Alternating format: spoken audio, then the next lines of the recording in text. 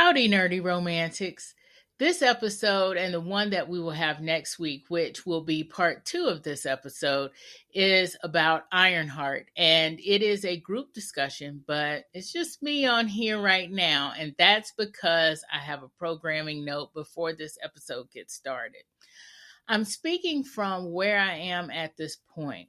So when we recorded the Ironheart review episode, my guest host and we recorded that at a time when a lot of stuff was going on at CBS and its parent company, Paramount Networks. And nothing was necessarily going on at ABC except for some weird undermarketing, in my opinion, of Marvel shows that had people of color and or women. Ironheart being one of those shows. And we talk about that in this episode.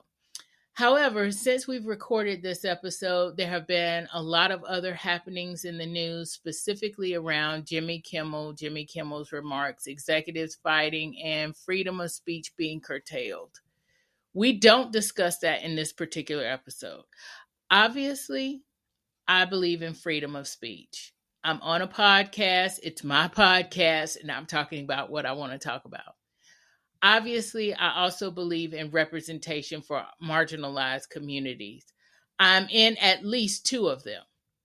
I state this in this episode that I feel as if ABC, Disney, Hulu, and all of its other media conglomerates, most of their IP and most of their leanings have been, in my opinion, at least for this most recent decade, have been representing marginalized communities. So this is why we talk about different shows and movies that are now happen to be owned by Disney. Marvel Studios is now owned by Disney. Lucasfilms is also owned by Disney. These are superhero and sci-fi things that I find comfort in, and they just happen to be owned by Disney at this point. We are going to review the movies and shows that we've seen so far. And my guest hosts have their own opinions about whatever they've seen and whatever they choose not to see or whatever they choose not to review. That is their right. So I am speaking as YM Nelson of Nerdy Romantics Podcast. And I talk about romance novels, romantic comedies, I talk sci-fi, and I talk about superheroes. And one of the superheroes that I talk about is Ironheart, which is next.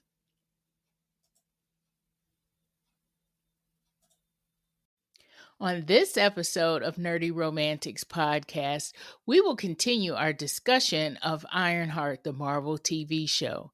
We'll talk about the rest of the characters on the show, including the villainous Hood and the Hood's crew. We'll talk about a possible friend, or maybe not, Joe, aka Ezekiel Stane.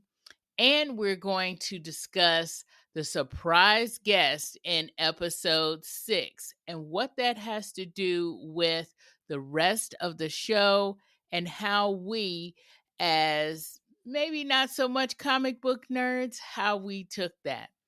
Finally, we'll wrap this one up with a Goodreads rating.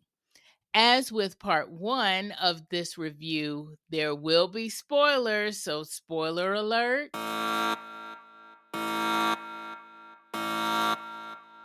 So stay tuned as we continue this discussion. This is the Nerdy Romantics Podcast, and I'm your host, YM Nelson.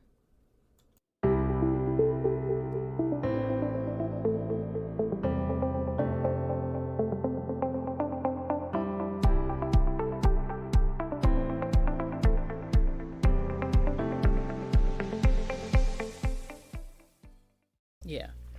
And, considering DC is just loves to wallow in those dark characters and anti-hero heroes and things like that, this is light compared to DC comic stuff. Right. But yeah,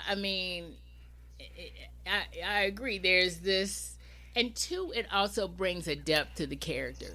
Mm-hmm. It brings a little bit of a conflict and slash depth to a character in a way that may resonate with somebody. Like, Mm-hmm. for instance, like I said, the choices that she was making and the things that she was doing was making me think about when I was 19 years old and the things that I did when I was 19. And they Plus or weren't. minus They weren't superhero suit, they, yeah, they were several lives lost, right. They weren't that an bad. incinerated But man, yes. having someone turn into a robot trying to Yeah. help you. There's a few small differences, A but I few get the general differences, gist. right? Yeah, And again, exactly. I think maybe that was one of the things that I wish had been done differently. Is I wish I had a better understanding of what happened after Wakanda, like Yeah, the what, between because I time. couldn't Yes, tell.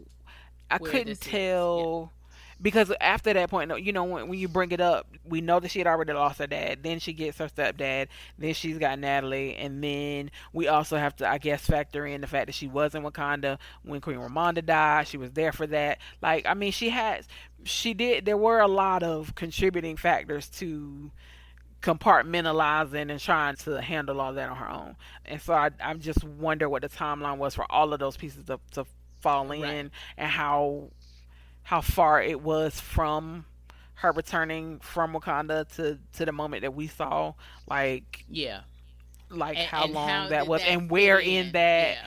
Where it is fit it? in with the loss of Natalie, because Yep. it wasn't 100% clear what the timeline was for that part. Right. And so I think understanding that timing, I don't know, she still had a lot of people holding up signs saying, "Hey, I feel like this. Feel like you could be doing this part different." But I do think that that might have helped me to be a bit more, maybe, but also probably not.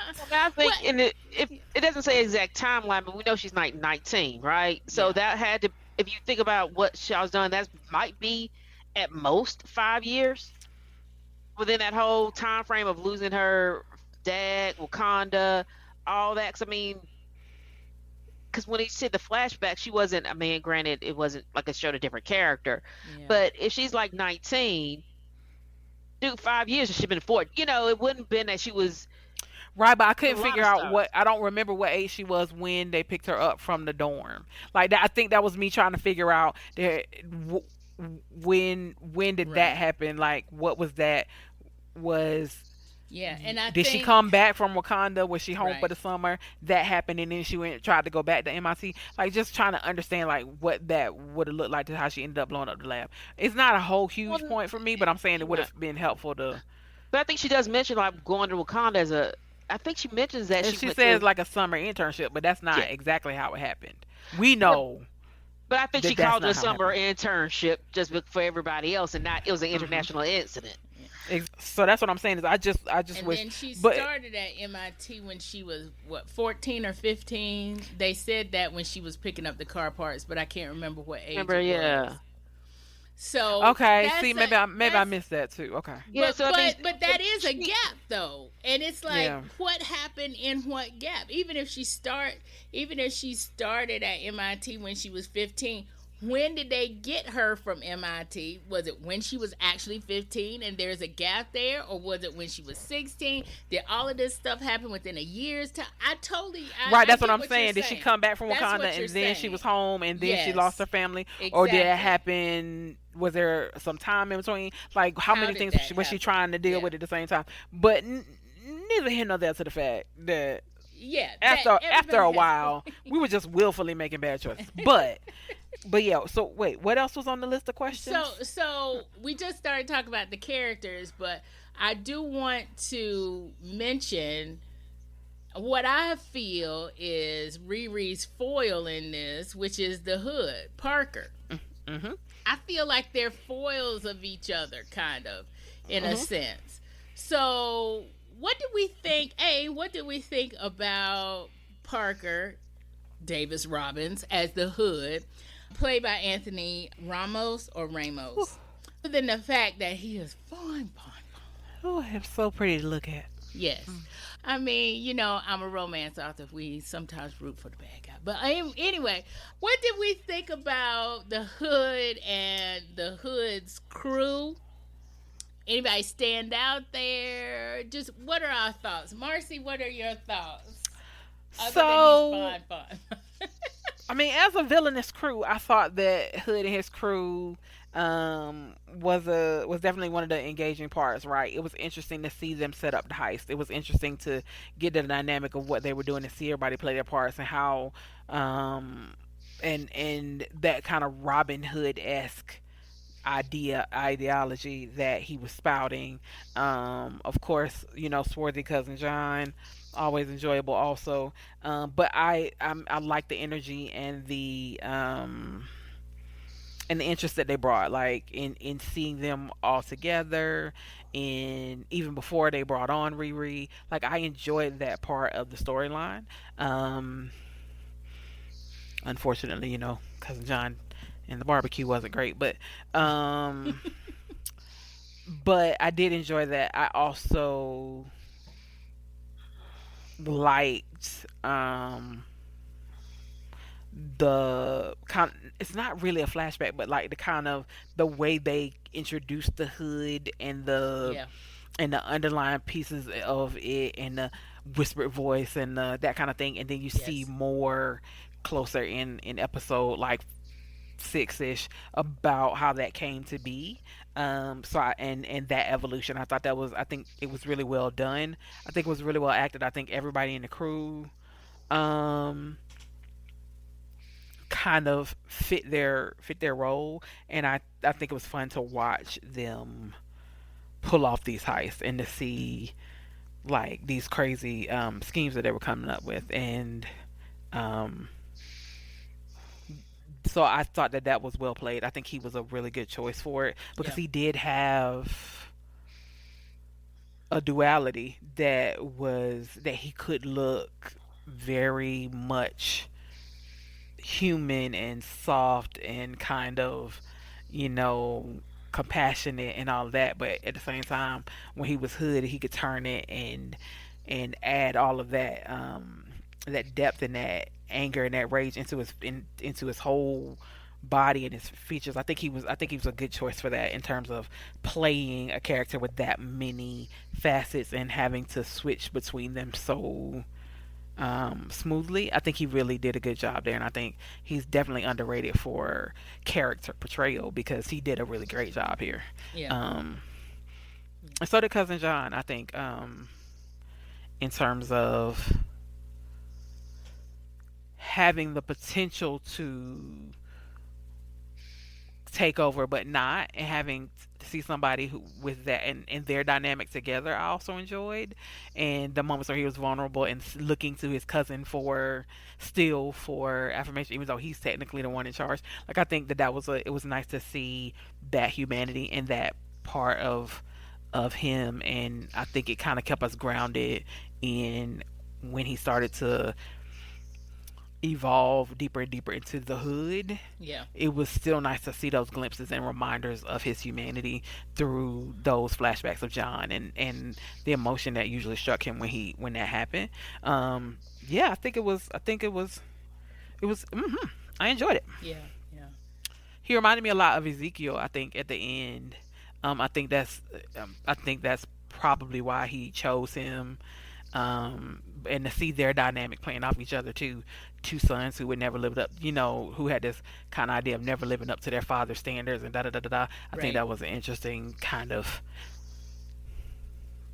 commonality between the two of those, and how they both try to to fight that by becoming the anti, but also very much wanting to be who their fathers had wanted them to be, or prove that they could be those people too. So I think Yeah. that was interesting. Hmm. Yeah. Stacy, what about you? What did you think about the Hood and the Hood's crew? Watching them, I was like, I realized why a certain subset of people didn't want to watch it, because they didn't see themselves in it at Yes. all. Yeah. Um, Mm, because of the okay. diversity of the cast and the diversity of the crew.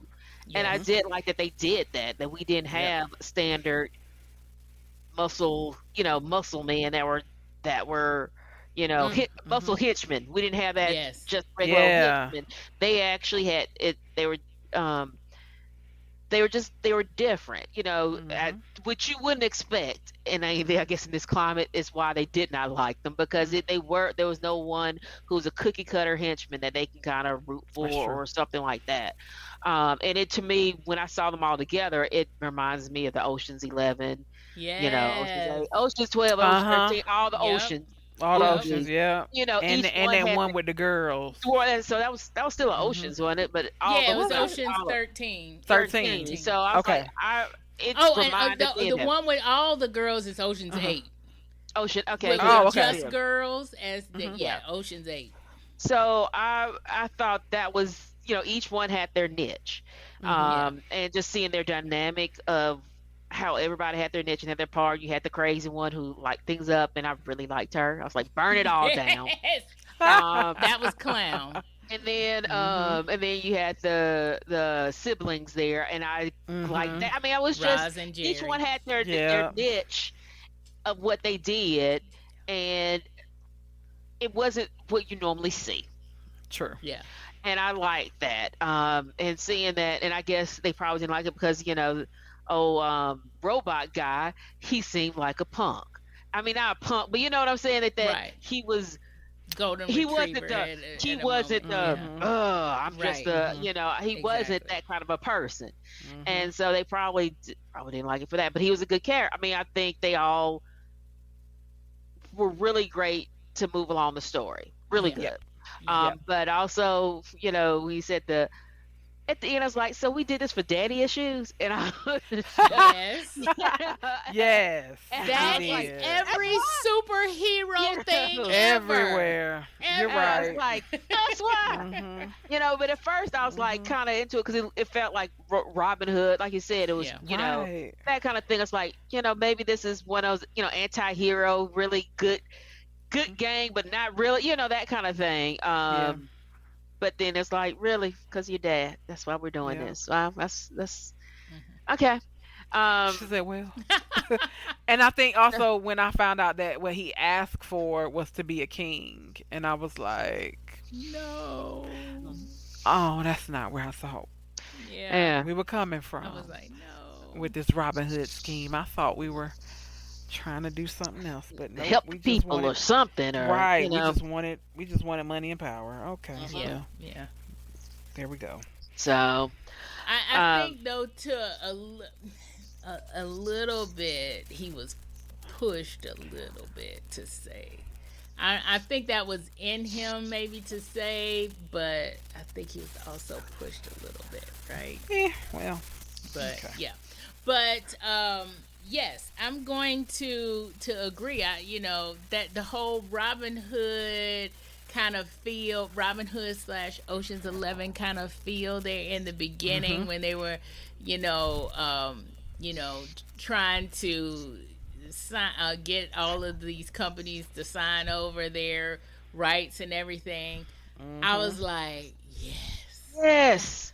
And then, I was Crush loving the it. patriarchy. Yeah. Yeah, and then Exactly. what was That's his exactly name? what I was thinking. What was the other guy's name who she replaced?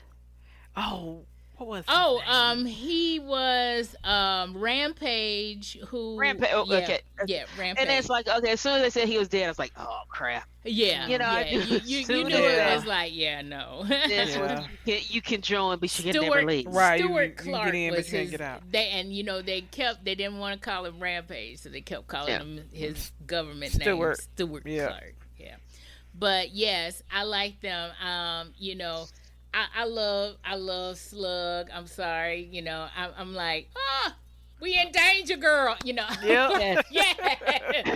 I mean, yes. Yeah. I mean, total Allen. But But I love clown. I can see myself being clown in this. I would have so much fun. and if I like the background of how they show how each one of them got into the group. What Yes, they was doing, what they couldn't do. exactly, Yeah, exactly. how they found I was them. like, And I Yeah. wow. like that part of it. But then what I really liked that kind of made them a lot more human was like when they talk about when you get your money, what are you gonna do with it? And the Do with stuff it. they said they wanted to do, it kind of made me sad because a lot of really wasn't that big. Right. It wasn't a huge thing. It was, but because of their circumstances, it was big deal for them. For them. And I mean, not just for me. It'd be some of the stuff they say is big deal for me. If I had opportunity, I mean, right. I'm not saying I do that, but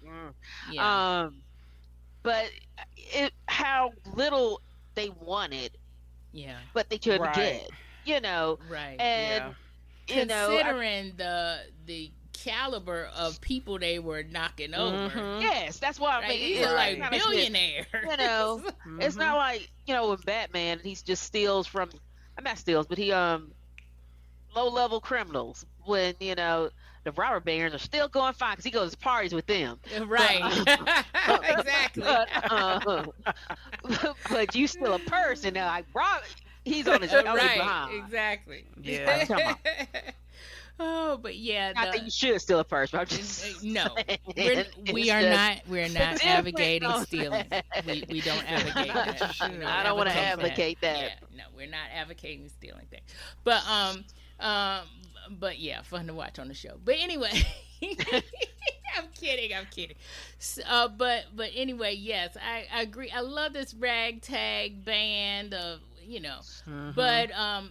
but just as complex as we found Riri, I found the hood to be just as complex, and also doing some of the same things and having some of the same kind of feelings, even though Parker didn't have to deal with, well, yeah, he did, because when his mother passed was when his dad said, I'm done with you. So there is some grief there that he probably has not dealt with.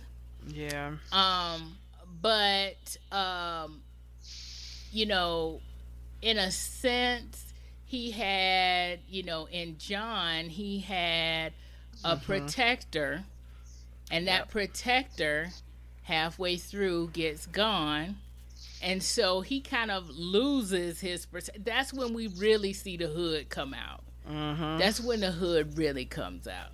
And I think that's also why with Riri, we just see, her be crazy from jump, because she, doesn't really have her protector. Her protectors, in her mama's still there. Yeah, her mom's still there. Let's not discount that her mama is still there and willing to stand in the place. Exactly. But she won't let her. Her mom is still there. But her mom has to shout to her, hey, I am here to protect you. Yeah. I am here for you, not the other way around. So she obviously did not see that.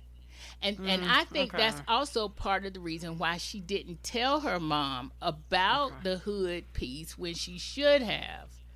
I think if that had been her dad or her stepdad, she might have told her stepdad, right? Okay.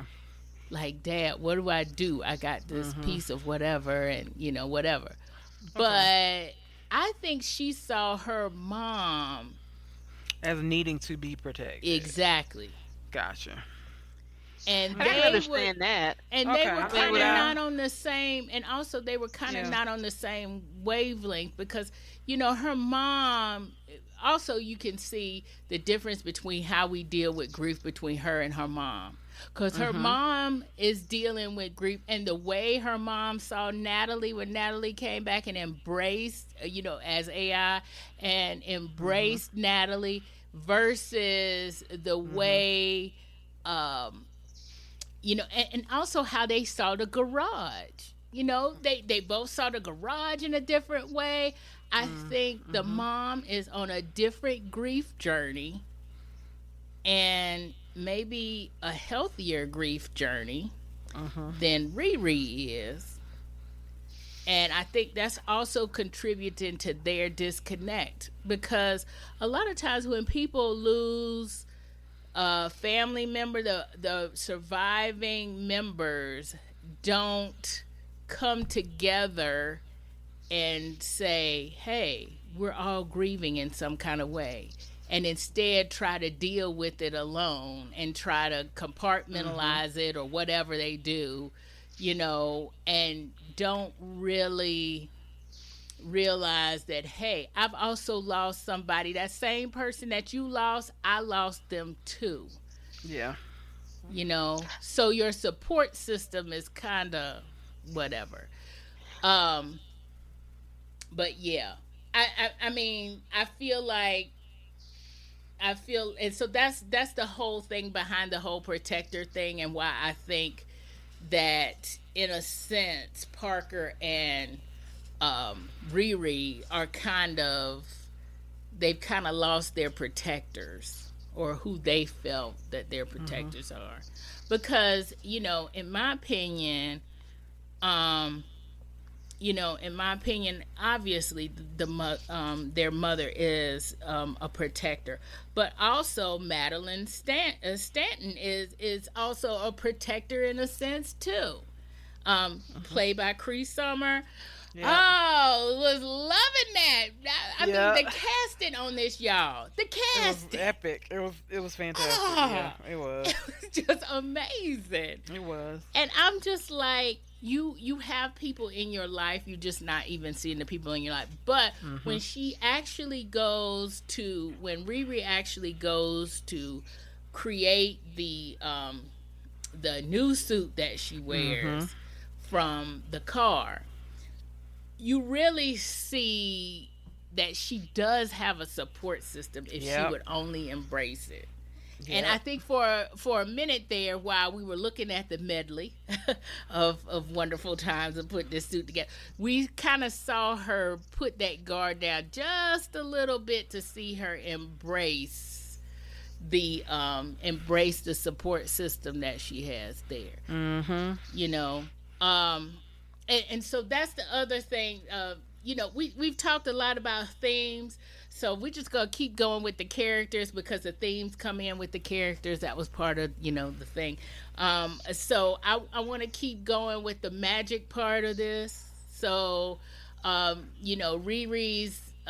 We already talked about Natalie as being the AI part, but also Natalie is also her friend. But what do we also think about the magic part of this, about Madeline Stanton and Zelma, her daughter? What do we think about the magic part of this? Did we like it? Did we not like it? I will say this. I'll say this and bring in a little comics knowledge for y'all. So, I immediately saw when they were doing when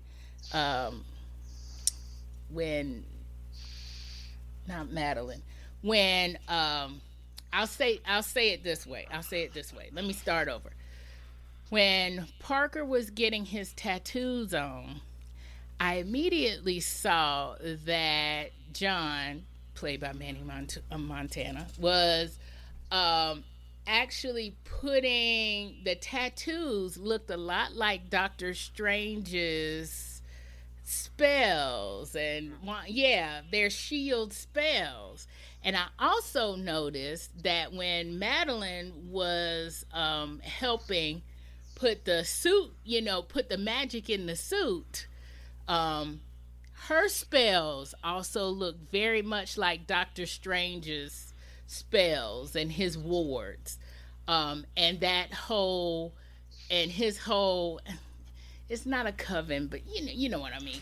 His whole, So I found out that actually Zelma is, in the comic, Zelma ends up being one of the, I don't know, she's not a founder. What did they call her? And she's not just a teacher, but she's over this academy that they call Doctor Strange Academy, where they actually teach wizards and the whole, like how they taught Doctor Strange when in the first Doctor Strange, like how they taught him how to be. Yeah, there's a whole Doctor Strange Academy comic, and Zelma is one of the I, I don't want to say principles. That's not the word, but you know how Okay. Head principal, head mistress. mistress, something like that. Yes, yes, yes, Okay. yes, yes. Well, that makes sense because I mean, she had a fake room in her. I mean, in her shop. I Yeah, figured she at made that a point whole she was room. I was she like, was yeah, she knows. different. Yeah, When they started exactly. doing the initial stuff, like I could tell that she was more than we thought she was. Yeah. And that's why another reason why I think it was another indication that Riri could have done things differently after she realized that that was the case. But it's fine. Everybody's fine. Um, how did Yeah, what so? did we To think of? be honest, Yeah. I haven't seen most of Doctor Strange, Oh, but okay. I did. But I do understand the connections Agatha had magic. Like I think all across all the planes, the Dark Witch. Like I think it's clear that it's a thread inside of the rest of the Mm-hmm. story. So, Yeah. I think that it was well done in that it made sense Yeah. and it was cohesive from the beginning to the end. That there had to be some other energy, power, something at work at the same time. Yeah. And so I think I like the way that it was introduced and followed through. Um,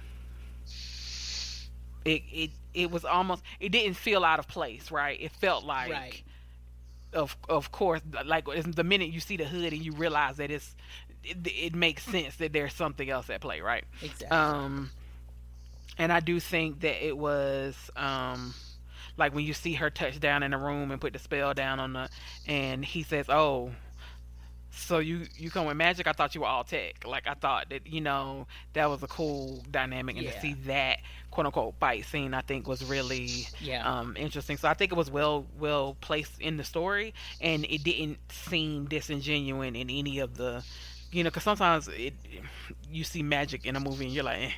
But in this case, it made sense and it felt cohesive, and Mm-hmm. it felt like, oh, okay, that makes sense. It makes It sense. makes sense that it would be the whispers and the it possessing, like it makes sense. Yeah, Yeah. Yeah. It makes sense. it makes sense, and And I and I enjoy it. I agree with you. I enjoyed Cree Summer and her daughter and that element, and they cast that so well. yeah, and And I so the think the end casting scene. helps it make even more sense. So the end scene was encouraging because I do think that it left space for a lot of opportunity there. Yeah. Yeah. Yeah. Yeah. Yeah. I see that too. hmm Stacy, what did you think, or did you think about this at all? Are we thinking I too mean, much about it? I mean, I like that part of it in because that whole twist where they kind of the room kind of flips over and all that. hmm Being that I did watch like Doctor Strange, I think there's two of them at least. Yeah, there is Doctor two. Strange in the multiverse and Yeah, um and then the first that one. sort of thing. So having magic in there wasn't far fetched, but I thought having her mother bring them there was a good way to bring that in. Because hmm if you just suddenly flipped on and talk about magic, it's like, wait a minute, she banging away at this suit, and now we're gonna say Yeah. let's do a spell that she picked up the book from the library. No, it was hmm actually kind of in a way accidental because she didn't think it was. Well, it's kind of weird to me that she didn't think much where her mother was bringing that, but it's like you've been to Wakanda and you've seen the underground, the underground city. I mean, the underwater city, and hmm you live in a world where we know Doctor Strange exists. Why can't Right. why can't we have if we have a friendly neighborhood Spider-Man? We can't have a friendly neighborhood Hedge Witch over here. Right. And so, Yeah. but Right. I think part of it is like And why would your new perhaps age mama not know her? no, Like, yeah, I and mean, Exactly. but I also Exactly. think it's about her feelings about her mother, and not yeah. bad feelings, but like I said, she felt she was a protector of her mother, hmm and as a daughter, I can kind of see see Me that up too. to a point, Me too. and not realizing that she has her own strengths, and maybe probably because of how her father, her father died, and that was the person who is the protector of the family, and now that he's died, not seeing her mother as a protector of one who's being protected, and now I've got to step up in the place as being the protector, and I kind of think she kind of did that, and so she didn't take seriously what her mother was doing. And I think now part of it could be, her ego too, because I'm a genius, I know all this stuff, and it's like, you don't know everything. We've always had mothers like, you don't know that. Yep. And we realized, and it was like a thing I saw today earlier, because you talk about your mom, and of course the algorithm, something comes up, and it's like being adult is knowing that your mom was right most of the time about a lot of, what was it, your mother was right close to about everything, you just didn't like her tone. And I was like yeah, and I was like, that's kind of that's kind of a lot of a lot of truth to that. And I think, and their mother's tone's bad, that she just didn't see her mother as the protector of the family. And so when she said, let's go here, to do this, she probably really didn't think anything of it, and was surprised because of it. But I did like the surprise, because I was like, more facets to this world and more things I might want to see of it. If I could get down to Agatha all along and WandaVision, and really Agatha all along specifically, I would like to see in the characters from Agatha all along who did escape. I forgot her name, who was one of the witches that escaped, that actually lived, because most of them died. But spoiler. But the one who escaped, like, maybe there is a world where, not all the witches look a certain way, that they are people that, bring together a different perspective. Because if you looked at Doctor Strange and you see where that is, it always seemed kind of foreign, but this was more homegrown, Yes. Yeah. Yep, exactly. Yeah. And it also makes me wonder where and this is one that a lot of people haven't seen either, Shang-Chi, because that has a lot of magical, mystical, and the 10 rings. And the 10 rings, that has a lot of magical, mystical elements in it too, and so you kind of wonder, where that fits in. But, as we are talking about magical, mystical, supernatural things, spoiler alert, we are talking about the surprise guest. The surprise guest at the end. The surprise guest at the end is played by Sacha Baron Cohen. And the first thing I said was, why is Borat in? I was like, wait a minute, why is Borat in this movie? But and I'm not gonna list a bunch of Easter eggs like I usually do, but there is an Easter egg in episode 2, and I remember, and I was thinking to myself, oh my gosh, this was in episode 2. When I saw it in episode 2, I thought, what is this gonna have to do with this? Because I think this is an Easter egg, but I totally forgot about it until the end. So in episode 2, Easter egg in episode 2 is that when when Natalie and Riri realize that Parker got this hood, and this hood is this is after they do their first heist or whatever, before they actually steal the part. This is where they realize we might need to take a piece of this hood. So they're actually in an alley talking about this, and in the back of on one of the buildings in the alley, there's these posters. They look like wanted posters, but they say Faust, Faust, Faust, Faust all along the posters. And I was thinking, this must mean something.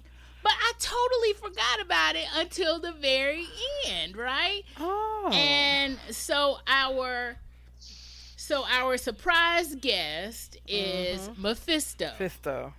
who, the comic book people are like, it's so interesting how the different dynamics are. This surprise guest, it gave different reactions for different parts of the fandom here. So the comic book people are like, oh my gosh, this is so great. We finally see Mephisto. Oh my gosh, I'm so happy, blah, blah, blah, blah. I mean, they are all over the place. So here's a little comic book knowledge for y'all comic book folks, or for y'all folks that are not comic book folks. So Mephisto, as you probably have realized, is the devil. He is the Marvel version of Lucifer. So he's also the one who created Johnny Blaze, i.e. Ghost Rider. So as we remember Nicolas Cage, Ghost Rider, back in the day, people have been like, oh my gosh, we need to see Mephisto ever since then, like these comic book people. So it's like they are just like, oh my gosh, this is crazy. We see him. It's like, this is wow. Who's gonna play this character? Because there's this devil character. There is some kind of tangle that Mephisto has with Doctor Doom's mother. But Perry is saying kind of the way that it is, that the way Avengers Doomsday and Avengers Secret Wars is being set up is probably not going to be from that comic. I was thinking that he was going to show up in Avengers Doomsday because of this little tangle that Doctor Doom had in the comics with Mephisto. And it has to do with his mother. It doesn't have to do with actual Doctor Doom. Okay. Yeah, it doesn't have anything to do with Doctor Doom. I thought it had to do with Doctor Doom. Perry tells me no. It's with his mother, and Doctor Doom is fighting Mephisto to try to, yeah. Anyway, that's a whole long story that that our listeners probably don't care about. But for the MCU folks, you probably had, there was a mention of Mephisto having to do with Agatha's son, I believe, in Agatha All Along. So there's a mention there. And so people are just like, oh my gosh, Mephisto, right? So I'm not a comic book fan, I'm not a comic book reader, I should say. I'm a comic book fan in that I believe the stories are canon. And I like to know exactly kind of what goes on in the stories to see how it, kind of, how it's pulling in here. But what got me is the English teacher part of me, because we know about there's the Faust legend that Faust sold his soul to not Mephisto, Mephistopheles, the devil. And so there's that component. So we've got the Thor and the Loki mythology, and now we have the Faust legend kind of come in. And me and my little English literature heart is like, oh my gosh, this is so cool kind of thing. And I'm looking at it from a different perspective. Y'all, what did you think about the surprise guest at the end? Did we care? How does it resonate? Or does it just complicate things for you? Because I think that's the other part of it. The MCU people who don't really have the comic book thing, and they may not have the English thing, they're like, okay, this just made a really big cliffhanger kind of complication here, and I'm not happy. So what did y'all think? Staci, what about you? I mean, when I saw that, I was like, okay, it wasn't a big thing to me. Probably because I never had any comic book experience or anything like that, or know anything about the comic books. I heard about him, that character, because heard about his character before in different things, and I thought would come out more like an Agatha all along, when he talked about Scrat, the little bunny or something like that, and I thought might bring that into play. But it was a surprise in the sense that I didn't expect him to be there at that type of show. Because I Right. mean, even though a, we had magic near the end of it, I consider it more sci-fi-ish versus Yeah. sci-fi fantasy kind of a thing, and having him kind of pop in was different. Yeah. I can't really say I disliked it or overall liked it. Because to be honest, I don't know if it's going to get another season because of how everything's going around. Yeah. Um, but I did think it was a good way to bring the character in, because it was like, finally, because people have been talking about it, but I was like, well, where are you going to bring him in? Because you didn't bring him in Agatha all along. So which vehicle was this character supposed to come into? Right. And I just thought, I'm not sure if it's going to be truly a vehicle to expand on Ironheart at all, or it's just surely just so we can bring him in, and then we're gonna have this other series with him and whatever other character just to do it. Right. So I don't know really how to take it at this point. Um, just to me, because I, again, didn't know enough about the comics to be really gung ho that, oh, look at that character. Like, okay, Right. Yeah. at least for me. Marcy, what about you? Yeah, again, I didn't know much about Mephisto as a character either, and so for me, I mean, I think it made, again, perfect sense. Like, of course, because when you see the flashback and he says, because you notice he never says what it's gonna cost them. He didn't even tell her. Yep. It's always, oh, you won't miss it, whatever. And so Right. in my mind, even before he said his name, it you're sitting at the table making a deal with the devil. So for me, it made perfect sense. So I didn't know comic book lore, and I wasn't looking for, again, I don't watch spoilers, so I didn't know to be looking either. So it the character made sense. I then realized that I knew who it was, but I think he played it so well that after a while I forgot, which I think is a mark of, again, another good actor, is that after I had the spark of recognition of that's who that was, I didn't think I was sitting there watching Borat. I really did get just Right. absorbed in the nature of the conversation. But like, it made perfect sense that they would all be making a deal with the devil, and that he was stealing. He needed something from them that he couldn't. So all that made sense to me, and having seen that post credit scene, I'm hoping that it means that there'll be more of him and the magic and all of that in to come. But we'll see. Right. I'm gonna agree with you there, Marcy, on the end of that, and Stacy. That's what I'm hoping happens. I know it's yeah, Mhm. yeah.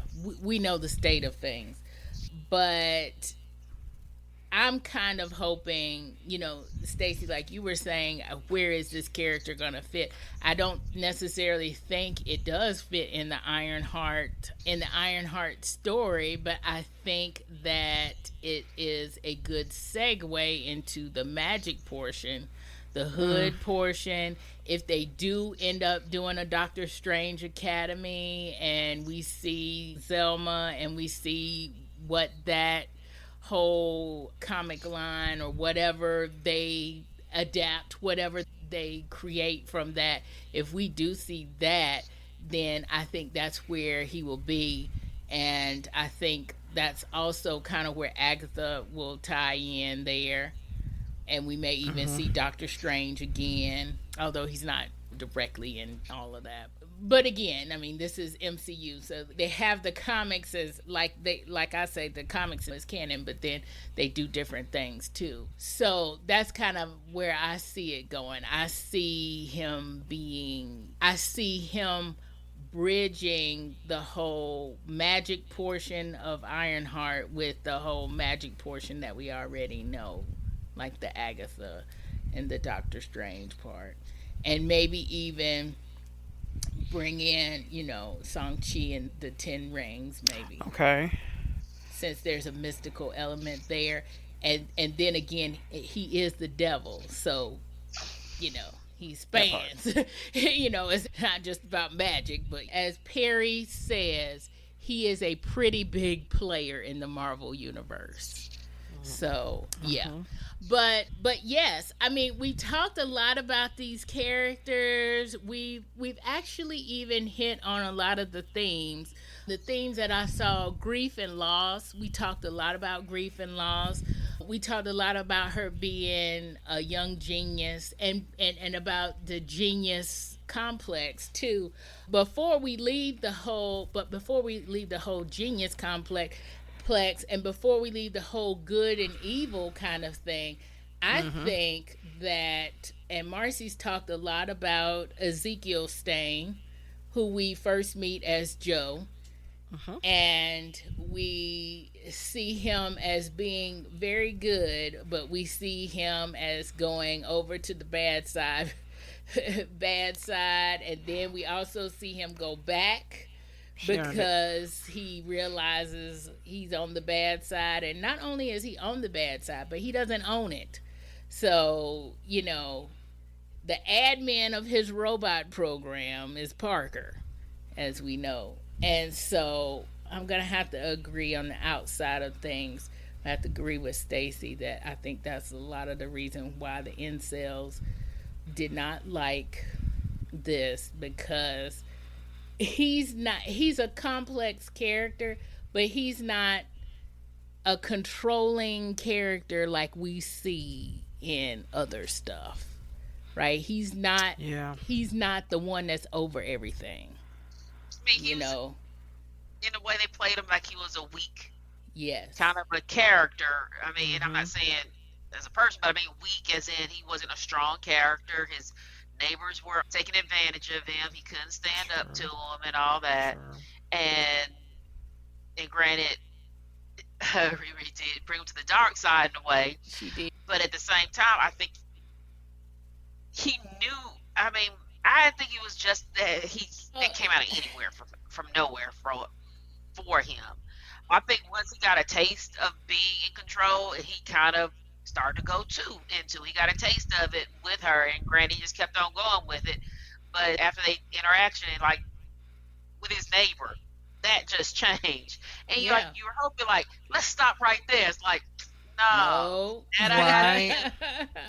No. We're gonna keep going with that, Yep.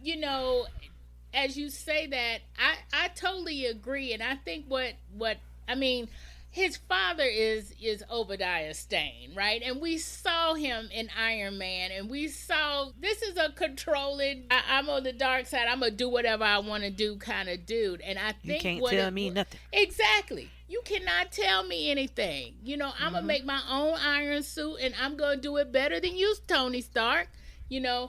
But I think that Ezekiel, in his, they may see him as weak, but what I see is this man is fighting not to be his dad, who was the total opposite of that, because he did not want to be that.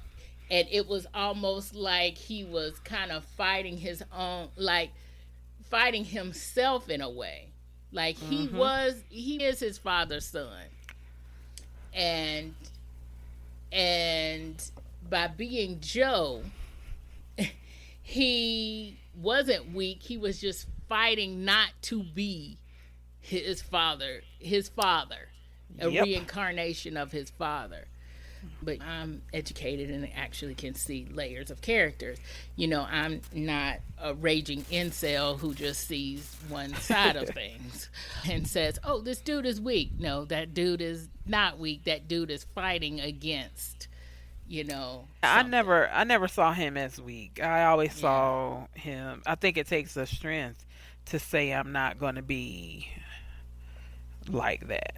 Yeah, especially when and actually you could see once he got a little taste of that, just like you saying, Staci, once he got a little taste of, stand up for yourself, he could not turn that off. And that's why he was susceptible to Parker. Because Parker was giving him the green light to turn that all the way on. Like And also, you he be was angry you. and in prison, and he was at the That right. too. He Yeah. was at his most vulnerable. Hmm. And A, he was And at his most vulnerable.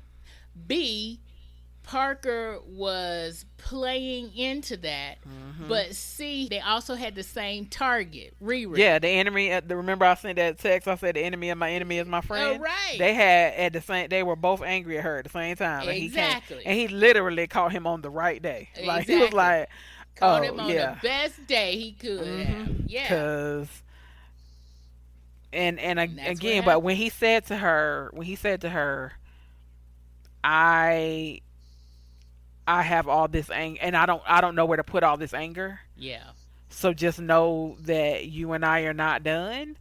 I was like, yeah, Mm-hmm. that takes a different kind of strength to not It does. to when they were fighting, and he was telling her, watch out, like don't, and then at the Yeah. same time he couldn't control what his Yep. body was doing He in the couldn't. response, but his mental, the strength he had, the mental fortitude that he showed, I think was probably the one of the best things about any of the characters, was to see him Yeah. pushing through when he's sitting at the table and he's like, I'm not gonna do this. Like, even when he realizes that he can't control his body, he never gives up control of his mind. Yeah. He always stays resolute in who he wants to be. And I think that to me was fun to watch, just because you could see the two warring literally against each other at any moment in the scenes they had together. But I also do think that it took a strength that most people don't have Right. to fight against something that theoretically is stronger than you. Right. And I also think like he's probably the only one to succumb, not succumb, but Hmm. from what we see, because Yep. Parker already has, and we hope that it's not the case, because there is a little ambiguity there, but It we is. assume that Riri has succumbed as well. But Ezekiel is the literal embodiment of good versus evil. I mean, he literally Exactly. The is. embodiment. Exactly. So it's very interesting to see the complexity of his character, and also know the strength Yep. of his character despite what other people say. But Hmm. yes, we talked a whole lot about a whole lot of this, and it was only 6 episodes, and we talked a whole lot about it. So let's give it a Goodreads rating. Why don't we? Okay, so to remind everybody, the Goodreads rating is a 5-star rating. 1 star means we did not like it. 2 stars means it was okay. 3 stars means we liked it. 4 stars means we really liked it. And 5 stars, it was amazing. And of course, you can rate in between there. So, Stacy, what about you? What's your star rating for this one? I'll say a 3. Okay. Any reason why that we haven't discussed? I mean, I liked it, but it's like I'm not really as into Marvel. I mean, it was a good Marvel. As I'm not into Marvel as it used to be, and it's just okay. This is a good, out of the Marvel, all the Marvels. It was one of the better ones. But even like the best of the Marvel TV shows they did, I wouldn't give any of them a 5. I wasn't any of them that I just had to see. I mean, Agatha All was probably the best one out of the ones I really liked, and that was more like a 4. Okay. And so this was like a 3, maybe 3.5. It was, but it was just I liked it. Okay. I'm not. But at the same time, when it ended, I wasn't like pressed for like where's gonna be season 2 coming out. It's like okay, this is a good season, but I'm not waiting for season 2 or anything like that. Okay. Marcie, what did you think, star wise? I would probably give it a 3.5, because I did like it, and even though I was largely anti Riri, I was really pro Natalie and loved to watch their dynamic together, and I did enjoy I did enjoy the uniqueness of the storyline, and the first two episodes, probably two and a half, where I got to see the crew, and then the last two episodes where I really got to see the evolution and then the resolution. Yeah. Yeah, three and a half. Okay. All right. I'm going to give this one a 4. I really like this one. Okay. I'm going to give this one a 4 in comparison to the other Marvel. I shouldn't say Marvel. I mean MCU Marvel live action shows. Okay. I'm giving this one a 4, and I'm comparing those. So I'm not necessarily comparing it to the Iron Man movie, or Black Panther or Endgame, Okay. or anything like that. To the other Okay. shows, this is one of the better ones. I agree, Stacy. It's one of the better ones, and one of the more interesting ones. I'm going to say, if you're into the comics, I'm not sure how much you would like it or not like it. If you are not into Marvel at all, this is not the place to start. Agreed. Okay. Yeah, you need some background and you need some appreciation, I think, before you get to this point.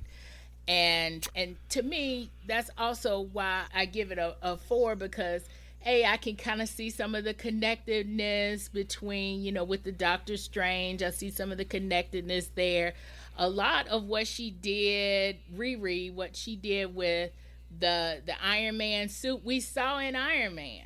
Right? We saw Iron Man hit a car and the car go flying. I believe that was the one where Mickey Rourke was in it, and he was he had the pack on him and stuff like that. Yes. So Was that 3? I think that was 3, Okay. but I'm I not think that was 3 exactly too. sure. But I think that I was feel like 3. because that was the first time. Wasn't that when we saw Pepper? Yeah, when Pepper actually put on the suit for the first time. Yeah. Yes, that was 3.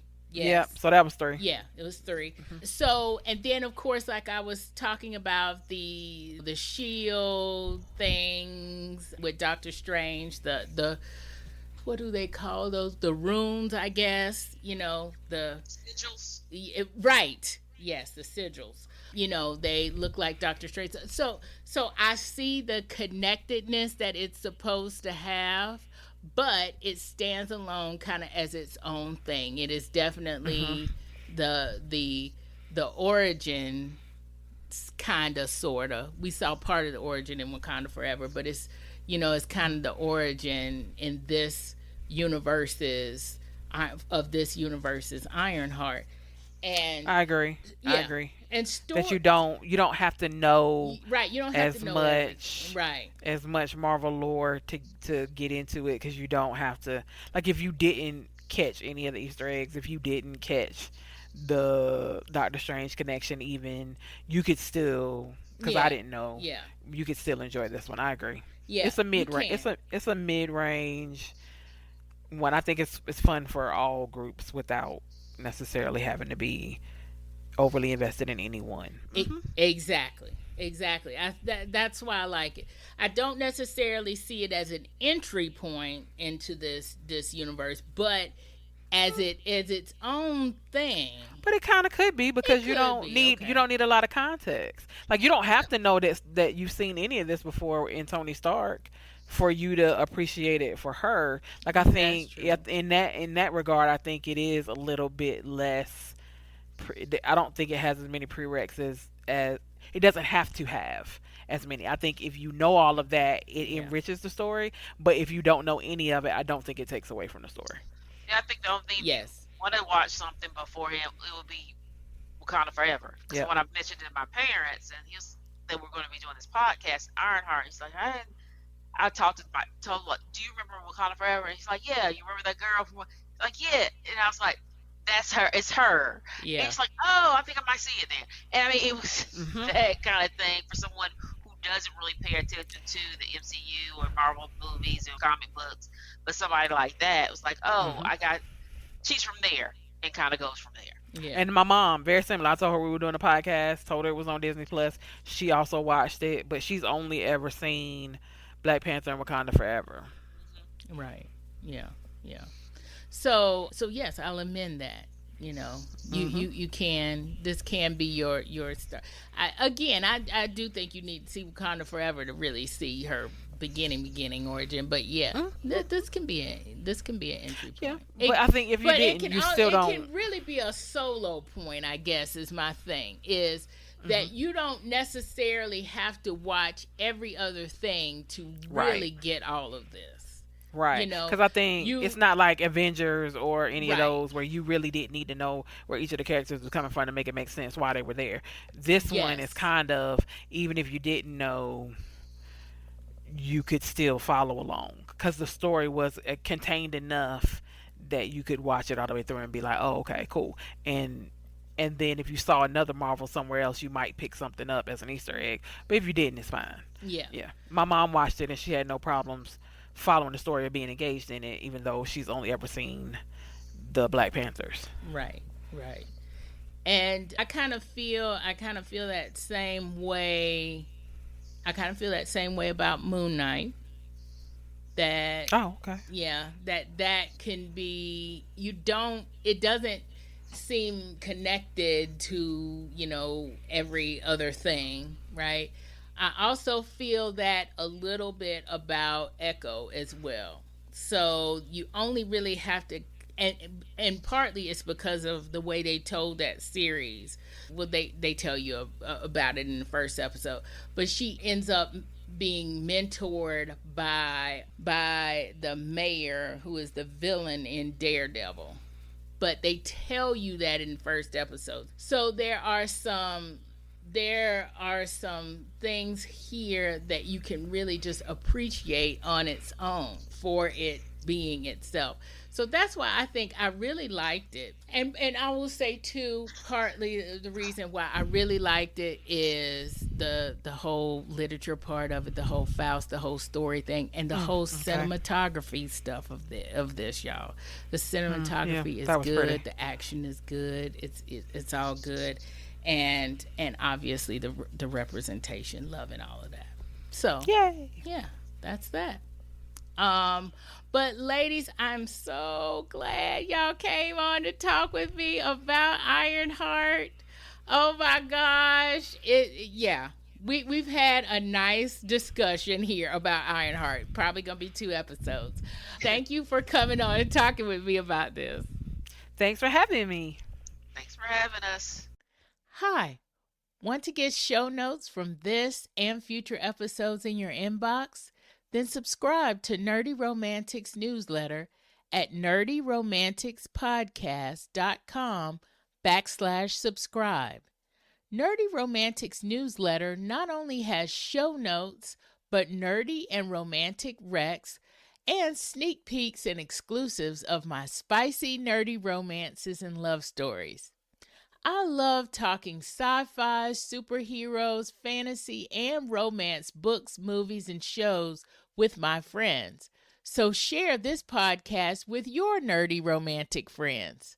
Thanks for listening and for watching.